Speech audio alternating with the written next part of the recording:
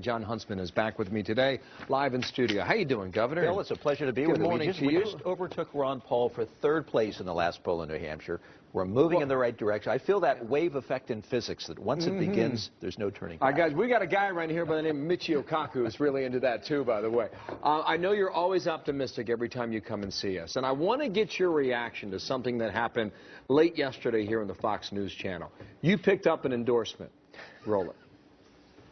If you had a vote between Romney and Gingrich, if you snuck up to New Hampshire because anybody can vote in that primary, you go for?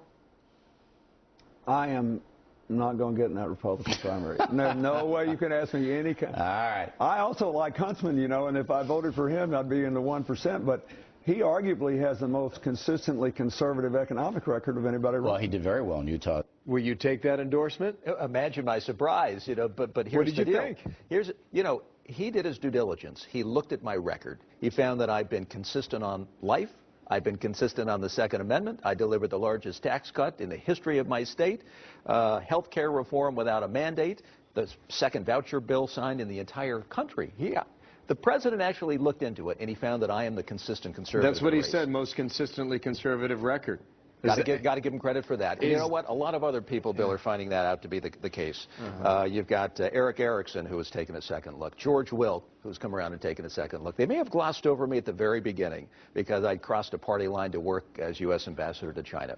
Everybody else, and they find that they're not up to everyone's satisfaction. And they've come back to take a look at the person they glossed over, saying, we forgot to look at the record. Is that an endorsement that Jon Huntsman would put on a television commercial? If the president wants to take a ride with me as being pro-life, as being pro-Second Amendment, as being pro-vouchers, as being no mandate for health care reform, I'm glad to have him, absolutely. What do you think's happening in New Hampshire? Why is the polling going up a bit higher? Is it for the reasons you just spelled out? We just last night, Bill, finished public event number 128. We are working that state like nobody else. This is a state that wants you to earn it.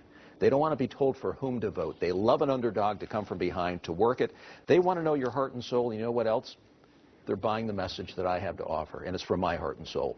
And it's about an economic deficit, and it's about a trust deficit in this country, because the American people no longer trust their institutions of power. You hit on those two themes quite often. What do you make of what we're watching down in Washington now with the payroll tax? This is an extension. Well, first of all, no executive leadership. You know, Simpson Bowles was a slam dunk for the president, and he threw it in the garbage can. If he had put this on Capitol Hill and said, this is the roadway forward, we're going to take it, make whatever changes to it, that would have been a win for him, and it would have set a template for people to begin working on. This nickeling and diming our way forward is a disaster. But do you support the House Republicans when they fight back now against what the Senate did, despite a vote in the Senate of 89 to 10? I think we are losing the high ground on tax cuts, and I think that's a bad place for the Republican Party to be. I think they ought to vote for it. I think we ought to get something in return. And that something in return we ought to get is comprehensive tax reform. We're not going to solve any of this, Bill. That could be, but any of this in the short term, reform. Would you support a 2-month extension? I think we have to have at least a year. I don't think a 2-month extension means anything. If you're going to get a 2-month extension, what are you going to get for it? And how are you going to pay for it? We need at least a year. But in the meantime, we can't run the risk of losing the high ground to the Democrats on tax cuts. That's where we're finding ourselves, and that's a mighty bad place to be. We will see you here, and we'll see you up in New Hampshire before the big vote. 1-10-12 is going to tell you a lot, January 10th. We'll see them. Governor, good to see you. Have a terrific holiday with your family. And to you. Thank you.